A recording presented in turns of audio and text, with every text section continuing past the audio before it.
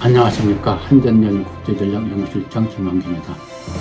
바이든 정부가 지난 10월 27일 미국의 국방전략을 담은 2022 국방전략서를 발표했습니다.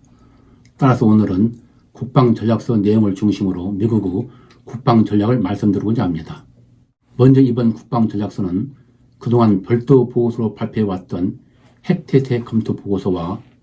미사일 방어 검토 보고서를 사상 처음으로 하나로 통합하여 국방전략서 한 파트로 공개한 점이 특징인데, 이는 러시아의 우크라이나 침공에서 드러났듯이 러시아, 중국, 북한 등 깡패 국가들의 핵미사일 능력 강화 등 새로운 전략적 환경 변화에 맞추어 핵과 미사일 전략을 함께 검토하여 통합 억지력을 통해 새로운 전략적 도전에 대응해 나가겠다는 미국 의도를 나타내는 것으로 평가됩니다.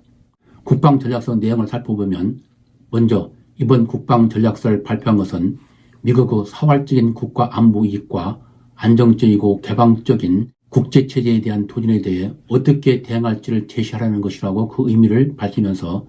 미국 국방전략의 목표는 미국의 국익보호, 즉 미국인의 안보보호, 미국의 경제 번영과 기회 확장, 그리고 미국인 생활방식의 핵심인 미국의 가치를 수호하고 실현하는 것이라고 규정하고 있습니다.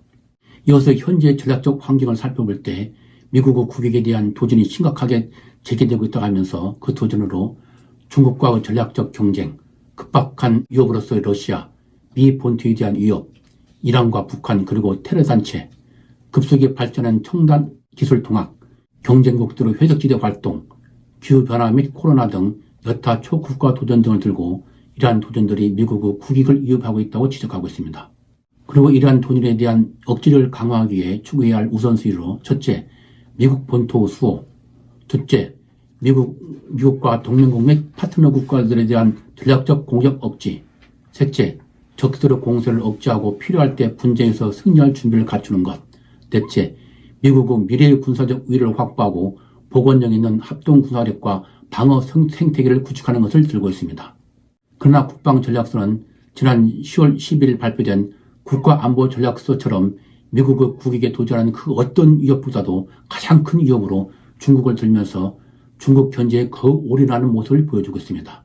국방전략서는 먼저 미국의 국가안보에 대한 가장 포괄적이고 심각한 도전은 인도태평양 지역과 국제체제를 자신들의 이익과 권위주의에 맞춰 개조하려는 중국이라고 규정하고, 중국을 국제질서를 재편하려는 의도를 가지고 있고, 그 의도를 실현하기 위해 경제, 외교, 군사, 기술력을 계속 키워나가는 유일한 국가라고 평가하고 있습니다. 그리고 중국의 강압적이고 공격적인 시도가 점점 증가하고 있다고 하면서, 중국은 인도태평양에서 미국의 동맹과 안보 파트너십을 약화시키는 것은 물론 경제적 영향력 및 인민해방군의 전력 증가, 군사력 존재 등 자신들의 강화된 역량을 이 국가들을 압박하는 데 활용하려고 한다고 지적하고, 그 예로서 미국의 대만에 대한 도발적인 수사와 강압적인 행동으로 대만 해부 평화 안정을 위협하고 있는 것과 동중국해, 남중국해 등에서 강압적 행동으로 불안을 조성하는 것을 들고 있습니다. 이어서 국방전략서는 중국이 미국의 군사적 우위를 상쇄하기 위해 인민해방군의 증강과 현대화를 추진하고 있다고 지적하고, 이런 맥락에서 중국을 추격하는 도전으로 규정하면서 향후 10년이 미중 경쟁에서 결정적인 10년이 될 것이라고 언급하고 있습니다. 또한 중국은 재래식 전력과 우주, 사이버, 전자전, 정보전 능력의 증강뿐만 아니라 핵 전력의 증강과 현대화 및 다양화를 야심차게 추진하고 있으며, 2020년대 말에는 적어도 1000개의 핵탄두를 보유할 것으로 전망하면서, 이러한 핵전력 증강으로 중국은 분쟁과 위기 발생 시 핵무기를 지렛대로 삼아 목표를 달성하기 위한 더 많은 선택을 갈 수 있게 되었다고 평가하고 있습니다. 한편 국방전략서는 러시아를 장기적인 위협보다는 급박한 위협으로 규정하고 있습니다. 그 이후로 우크라이나 침공을 포함하여 이 국가들과 국경을 변경하고 제국주의적 영향권을 구축하기 위해 무력을 사용하려 할 뿐만 아니라 우크라이나 침공에서 핵무기 사용 위협을 가함으로써 핵위기를 고조시킨 점 등을 들고 있습니다. 그리고 러시아는 전략 핵 및 전술핵 체제를 광범위하게 현대화 및 다양화시키면서 강화해 왔으며, 현재 전략 핵탄두 1550개와 전술 핵탄두 2000개를 실전 배치하고 있다고 지적하고, 2030년대에는 미국은 역사상 처음으로 중국과 러시아라는 두 極핵 강대국을 전략적 경쟁자와 잠재적 적대국으로 마주할 것이라고 전망하고 있습니다. 그리고 또한 국방전략서는 과거와는 달리 미 본토에 대한 위협으로 알카이다, 이슬람 국가 등 극단적인 이슬람 테러 단체보다 중국과 러시아를 더 큰 위협으로 규정하고 있습니다. 그 이후로 중국과 러시아의 사이버전 및 우주 능력이 미국의 방위산업기지, 군 동원체제는 물론 군사력과 시민들의 일상생활을 지원하는 GPS 기술을 위협할 수 있기 때문이라고 언급하고 있습니다. 또한 국방전략서는 북한을 이란 및 테러 단체와 함께 상존하는 위협으로 규정하고 북한은 미국 본토 및 제 해주둔 미군, 한국과 일본을 위협하기 위해 핵과 미사일 능력을 확장하고 있으며 한미 및 미일 동맹 사이를 이간질하려고 시도하고 있다고 지적하고 있습니다. 그리고 북한의 핵능력과 관련 북한이 중국이나 러시아와 같은 경쟁자는 아니지만 핵과 탄도미사일은 물론 화학무기 비축을 비롯한 비핵 능력을 개선 확장하고 다양화하면서 미국 및 인도 태평양 지역에 위협을 제기하고 있다고 평가하고 한반도에서 이균화 분쟁이 발생하면 중국과 러시아 등 핵무장 국가가 포함되는 더 큰 분쟁이 발생할 위험이 있다고 지적하고 있습니다.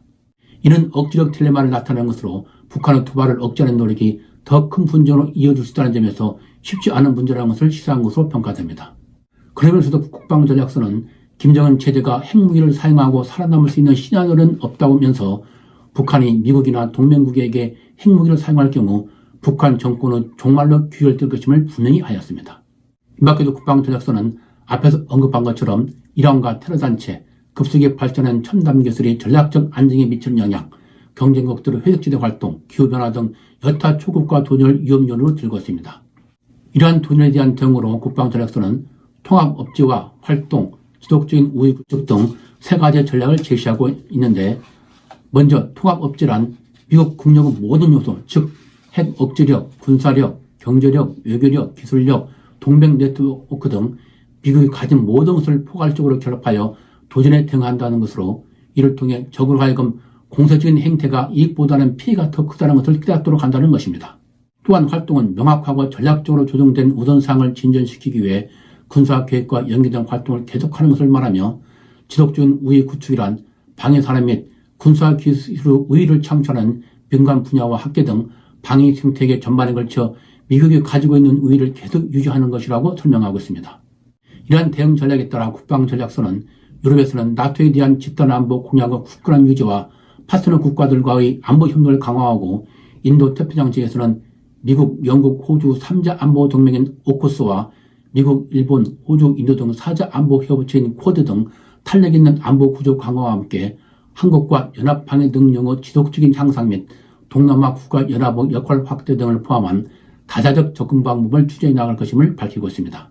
특히 북한을 포함 중국과 러시아의 핵미사일 위협에 대응하기 위해 동맹 및 파트너 국가들과 협력하여 능력, 개념, 배치, 훈련, 맞춤형 옵션 등을 효과적으로 혼합해 나갈 것이며 이러한 접근 방법 핵심으로 한국, 일본, 호주 등 동맹국과의 보다 강화된 확장 억제 해부가 매우 중요하다고 강조하면서 인도 태평양 지역에서 한국, 미국, 일본 3자 혹은 호주를 포함한 4자의 정보 공유 및 대화 기회를 만들 것을 목표로 제시하고 있습니다.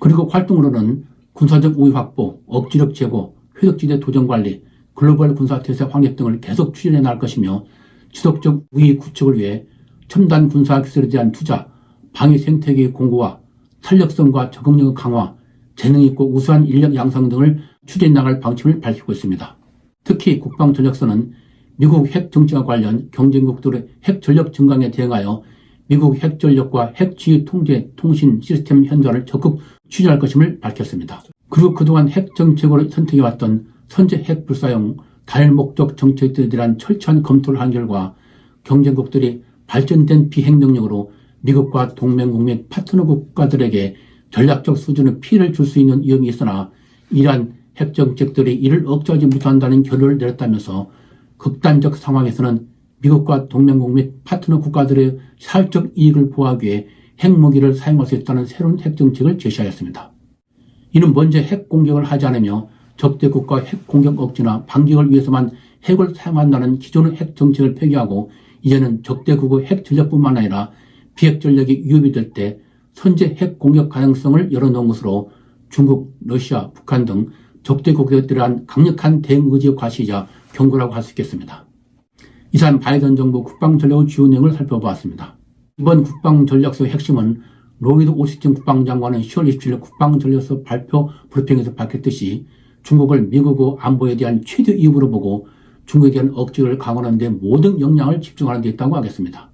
이는 시진핑이 지난 10월 16일 20차 당대 업무보고에서 패권주와 강권정치, 냉전사고, 내정 간섭에 결연히 반대하며 핵심 이익을 단호히 수호할 것임을 천명하는 등 미국과의 전략 경쟁에서 절대 물러서지 않겠다는 의지를 과시한 점을 감안할 때 향후 미정관 국언을 건 전략적 경쟁이 한층 심화될 것임을 예고한 것이라고 하겠습니다.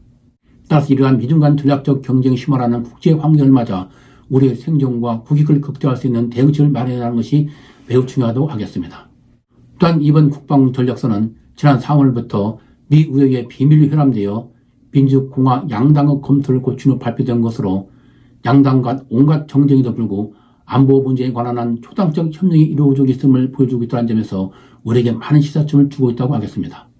임진왜란이라는 거대한 안보 협의에 몰려임에도 불구하고 이에 아랑곳 없이 동인 서인으로 나누어 당파선에 몰두하던 조선시대 선조 시절 선조 명으로 일본의 조선 침략하는 것을 탐지하기 위해 통진서랑 일부를 다녀온 동인의 김성일이 국익보다는 당파 이익을 앞세워 사실을 애혹한 보고를 함으로써 일본의 침략을 초래했듯이 정쟁으로 나라를 세우는 우리의 정의 현실을 볼 때 날로 증가하는 북한과 중국 러시아 안보 위협을 애혹하는 제2의 김성일이 출현할 가능성을 우려하는 것이 단순한 기억을 간절히 바랄 뿐입니다. 오늘은 미국의 국방전략에 대해서 말씀드렸습니다. 진짜 여러분의 미국에 대한 올바른 이해에 도움이 됐으면 좋겠습니다. 시청해주셔서 감사합니다.